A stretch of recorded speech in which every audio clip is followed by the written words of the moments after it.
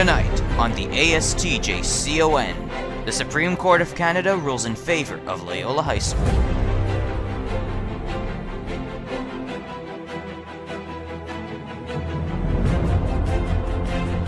ASTJCON with Luca Cioffi and Mario Giobi Maione. Welcome. This is the annual Secondary 3 Journalism Class Official Newscast. I'm Luca Cioffi. And I'm Mario Giobi Maione.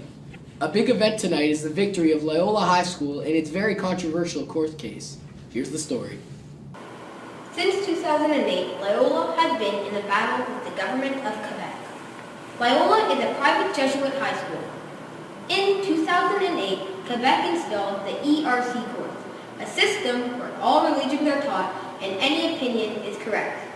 Being a Jesuit school since 1896, Loyola did not want to lose their face at the school and wanted to maintain their religion courses. With this law, Loyola was not allowed to show any bias towards the Catholic religion. Finally, on March 19, 2015, Loyola received the answer they were looking for at the Supreme Court of Canada. They had won the court case.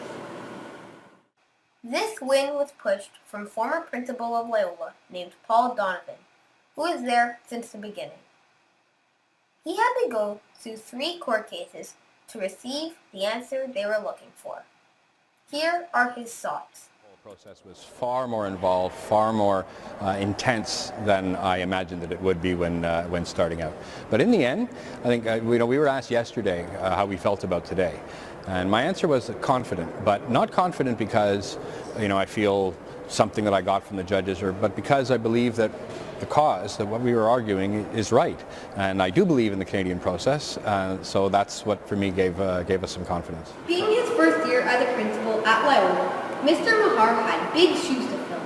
He had to come into one of Loyola's biggest battles with any corporation or government. Here he is. It was great. It was a long 7-year process. As you know, Mr. Donovan was the one involved from the start, but certainly being the principal of the school, it was a great decision. It was great news for the school. I mean, it's important to the school. We're Catholic, we're a Jesuit school, and really the Supreme Court's confirmed that we can continue to be a Jesuit Catholic school. It's been around for 120 years, and hopefully we'll be around for another 120 years as well.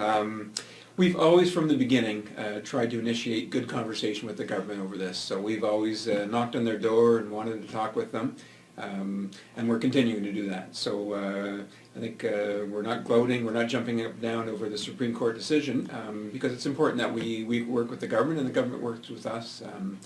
So we need them. It's important that we work within their parameters. This was certainly a nice victory for the school. But every year, there is a new group of boys that each student dreams to be, the maroon and white. A maroon and white is someone who shows many efforts and leaderships in being a man for others, the school's motto. This year, the leader of that group is Gabriel Santaguida. He participates in many sports and clubs at the school. Many believe that a battle with the government wouldn't affect the emotions of a student, but maybe there is a deeper meaning to the court case.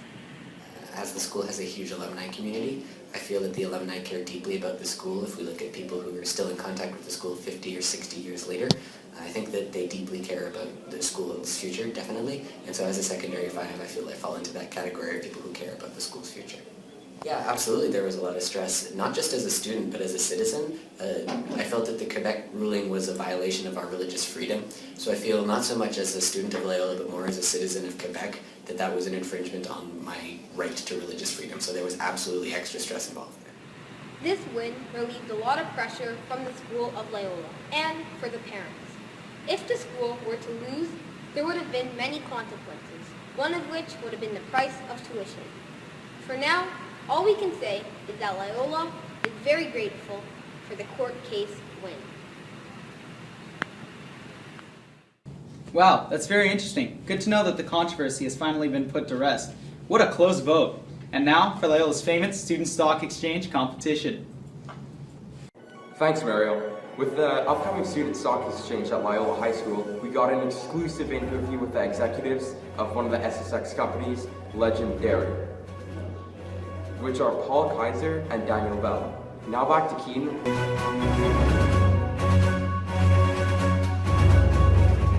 What's your strategy to be the most successful company? Well, firstly, we want to have an excellent product, and in order to do that, in order to be successful, we're going to have to have a strong ad campaign and let the school know how great our product is and why we're worth buying from.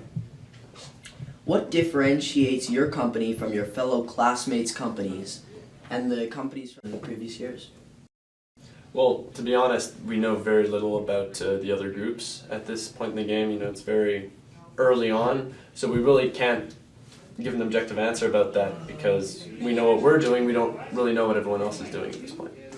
What are the most difficult parts for preparing for SSX? Well, honestly, what it's going to be is the workload, because this is a lot of work. I mean, it's going to be for the rest of the year, and it's just task after task after task, constant. You can't put it off, so really the most difficult thing is going to be keeping up to date with everything. And what are some of your concerns for your company?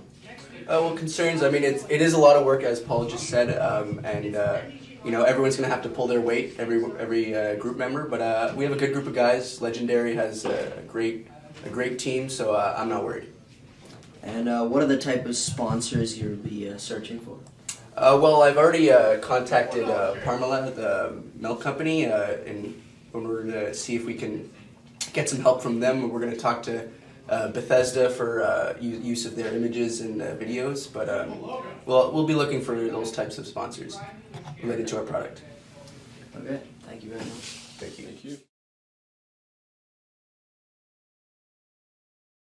Thanks for tuning in and watching this preview to the SSX. Back to you, Luca. Aren't we all interested in this exciting event? Next up, a review on the annual Secondary 4 Dominican Republic trip. A lot of people go on ordinary trips to the south during March break. This year, a lucky group of Loyola students got to take an out-of-the-ordinary service trip to the Dominican Republic. Their realities were altered and their lives were changed. Now to Gerard McTavish for details. For many years now, Loyola students have had the chance to experience the unexperienced. So first, we interviewed Brian Chinger, the teacher involved, who has seen the program develop over the years. The best aspects of this trip are the shared experience between the participants, Loyola students and adults, and the Dominicans themselves.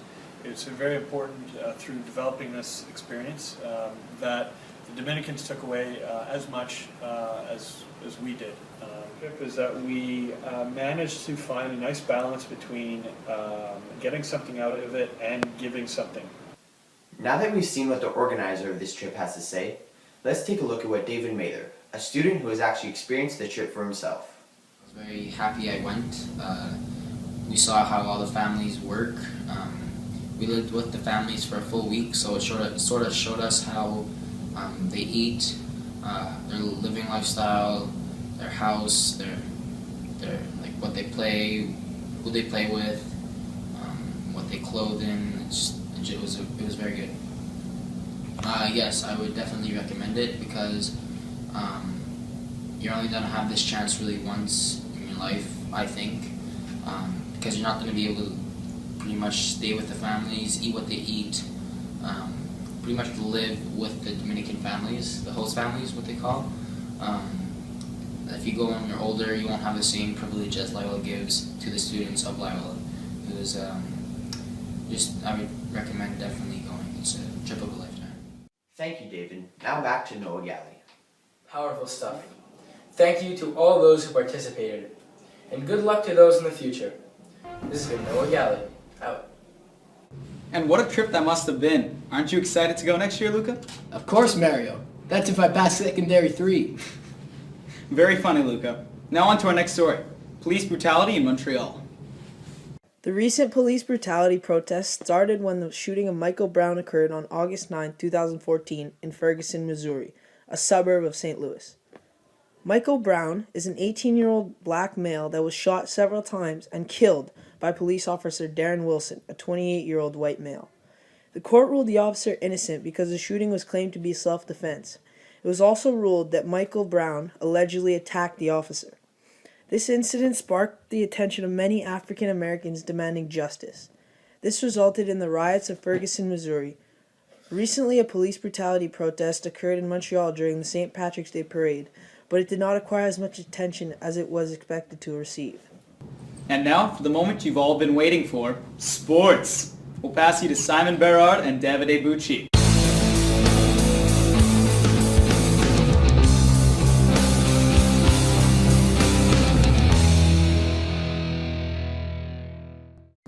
Well, March Madness just passed, and along with that comes a lot of, well, madness.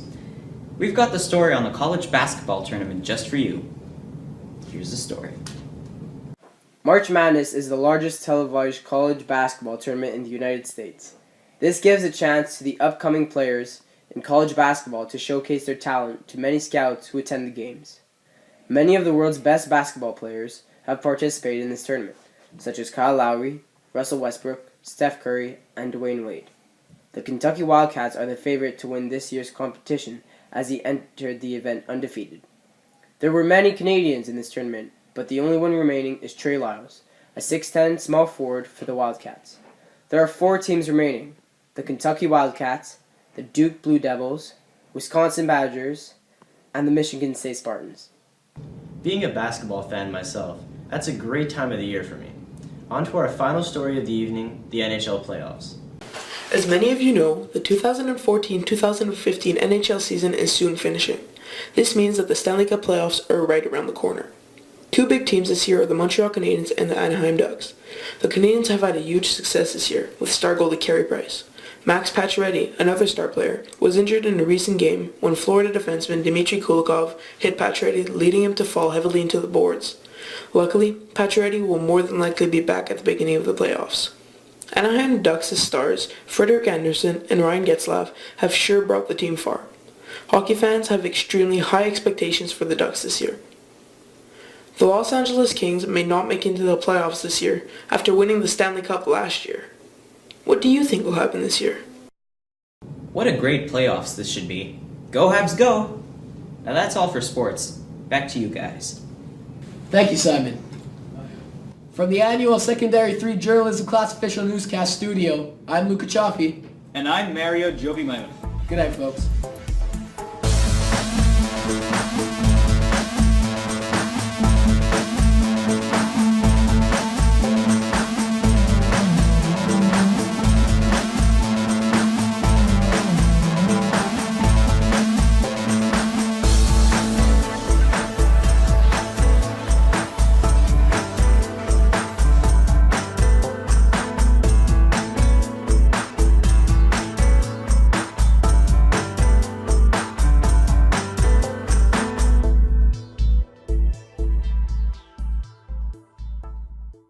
SSX His package guys are cool. Oh god.